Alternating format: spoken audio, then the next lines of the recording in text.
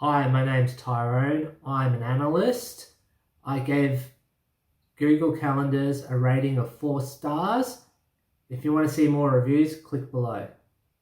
Well, before I had Google Calendar, I was using an Apple Calendar, and because I've got an Android phone and my wife has got an Apple phone, it makes it very hard to collaborate calendars with different operating systems. So Google enables people with to connect regardless of what phone they have or operating system they have.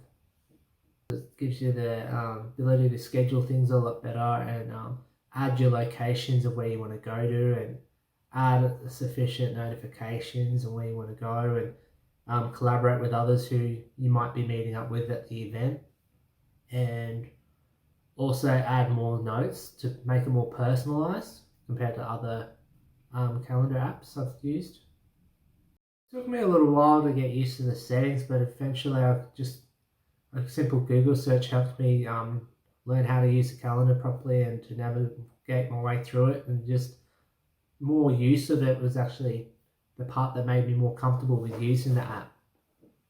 It's simple, ease of use, the ability to share with everyone who has a Google account, and it's a good way to look at your schedules and make sure that you have enough time to do everything on your calendar.